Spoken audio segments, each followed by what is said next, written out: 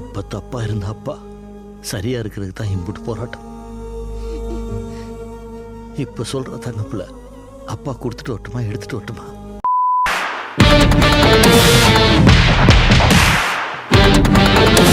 Welcome to நிஜ stories. இந்த video நான் என்ன பார்க்க போகிறேன்னா, திருமாணிக்கம் படத்தோட ரிவ்யூ தான் பார்க்க போகிறோம். இதிலே ரேட்டிங்கும் இருக்கும். ஸோ ஷார்ட்ஸ் தனியாக வர சொல்லிடுறேன் சரிங்களா. இந்த படம் பார்த்தீங்கன்னா ஆக்சுவலாக எனக்கு வியூஸ் வரான்னு தெரியும், பட் இருந்தாலும் பேசுகிறேன். ஏன்னா இந்த படம் நல்லா இருந்துச்சு, அன்ரேட்டடாக இருக்குது, யாரும் கண்டுக்கல.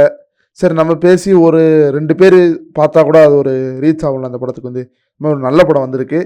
ஸோ பார்க்கலான்னு சொல்லிட்டு ஒரு 4 பேருக்காச்சும் தெரிய வருன்றதுக்காக தான் அந்த வீடியோ போடுறேன் மெயின்லி. ஸோ திருமாணிக்கம் படம் பார்த்தீங்கன்னா ZEE5 உங்களுக்கு அவைலபிளாக இருக்குது. சமுத்திரகனி சார் வந்து நடிச்சிருக்காரு. லைக் ஒரு ரியல் லைஃப்பில் எப்படி இருப்பாரோ அந்த கேரக்டர் அப்படியே இங்கே எஸ்டாப்ளிஷ் பண்ணியிருக்காரு.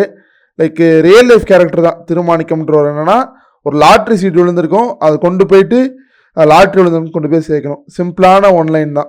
அந்த ஒன்லைனுக்கு ஏற்ற மாதிரி அந்த கேரக்டர் எஸ்டாப்ளிஷ்மெண்ட் நல்லா இருந்தது. சமுத்திரகனி கேரக்டர்னாலே உங்களுக்கு தெரியும், ரொம்ப நல்லவராக இருப்பார், ஒரு நேர்மையான ஆளாக இருப்பார்ல. அந்த கேரக்டர் ரொம்ப புரிஞ்சு போயிருந்தார், நல்லா ஜஸ்டிஃபை பண்ணியிருந்தார் சமுத்திரகனி. நம்ம பாராட்டி ஆகணும்.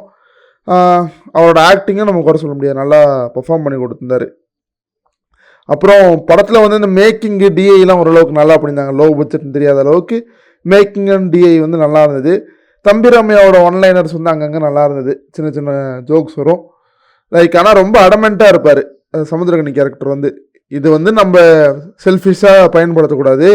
ஏன்னா அந்த லாட்ரி எடுத்து ஒரு பாக்கெட்டில் போட்டு போகலாம், ஆனால் அது வந்து இன்னொருத்தவங்களோட பொருள், நம்ம வச்சிருக்கக்கூடாது, அது தப்பு, மற்றவங்க பொருளுக்கு எப்போயுமே ஆசைப்படக்கூடாதுன்னு சொல்லிட்டு ஒரு ஸ்ட்ராங்கான கருத்தை வந்து எம்ஃபசைஸ் பண்ணியிருந்தாங்க. அதை நான் பாராட்டியே தீருவேன். நல்லா காமிச்சிருந்தாங்க. ஏன்னா சின்ன சின்ன லேக் இருக்கும் படத்தில், அது வந்து கொஞ்சம் நெருடலாக இருந்தது. அதை தவிர்த்து சாங்ஸு மியூசிக்லாம் கொஞ்சம் சரியில்லை இந்த படத்தில். கொஞ்சம் இது லோ பட்ஜெட் படம் தானே, அவங்களால முடிஞ்ச அளவுக்கு பண்ணியிருந்தாங்க, அதான் நம்ம சொல்ல முடியும். ட்ரை பண்ணோன்னா நீங்கள் ட்ரை பண்ணலாம் கண்டிப்பாக.